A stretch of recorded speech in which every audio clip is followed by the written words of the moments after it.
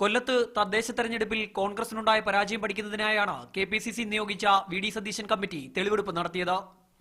DCC അംഗങ്ങൾ, സ്ഥാനാർത്ഥികൾ, block പ്രസിഡന്റുമാർ എന്നിങ്ങനെ 100-ലധികം പേരിൽ നിന്നും കമ്മിറ്റി നേരിട്ട് തെളിവെടുത്തു. ഡിസിസി നേതൃത്വത്തിനെതിരെ ഗുരുതരമായ ആരോപണങ്ങളാണ് ഭൂരിഭാഗം പേരും കമ്മിറ്റിക്ക് മുൻപിൽ ഉന്നയിച്ചത്. ഗ്രൂപ്പ് രാഷ്ട്രീയവും ചില നേതാക്കളുടെ സ്വാർത്ഥ താൽപര്യങ്ങളുമാണ് സ്ഥാനാർത്ഥി നിർണയത്തെ നിയന്ത്രിച്ചതെന്നായിരുന്നു ഭൂരിഭാഗം പേരുടെയും പരാതി. ആരോപണങ്ങളിൽ കഴമ്പുണ്ടെന്ന് കമ്മിറ്റി കണ്ടെത്തി. തെരഞ്ഞെടുപ്പിൽ നേതൃത്വത്തിന്റെ ഭാഗത്തുനിന്ന് ഗുരുതര വീഴ്ചകൾ ഉണ്ടായതായി വി ഡി സതീശൻ പറഞ്ഞു. സ്ഥാനാർത്ഥി പട്ടിക പിൻവലിക്കേണ്ട ദിവസം പോലും അന്തിമ പട്ടിക ഉണ്ടാക്കാൻ കൊല്ലത്ത് നേതാക്കൾക്ക് സാധിച്ചില്ലെന്നും അദ്ദേഹം പറഞ്ഞു. ചില സ്ഥാനാർത്ഥികളെ തോൽപ്പിക്കാൻ നേതാക്കൾ ഇറങ്ങിത്തിരിച്ചു. കടുത്ത നടപടികൾ വേണ്ടി വന്നേക്കുമെന്നും അദ്ദേഹം പറഞ്ഞു. തെരഞ്ഞെടുപ്പിന് നേതൃത്വം കൊടുക്കേണ്ട ചില ആളുകൾ സ്ഥാനാർത്ഥികളെ പരാജയപ്പെടുത്താൻ പ്രത്യക്ഷമായും പരോക്ഷമായും ഇറങ്ങിയെന്നുള്ള വളരെ ഗൗരവതരമായ പരാതികൾ കിട്ടിയിട്ടുണ്ട്.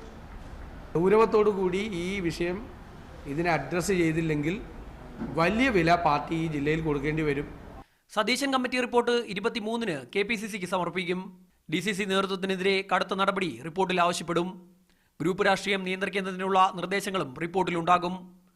റിപ്പോർട്ട് അംഗീകരിക്കപ്പെട്ടാൽ ഡിസിസി പ്രസിഡന്റ് അടക്കമുള്ളവർക്ക് സ്ഥാനമൊഴിയേണ്ടി വരും. മീഡിയ 1 കൊല്ലം.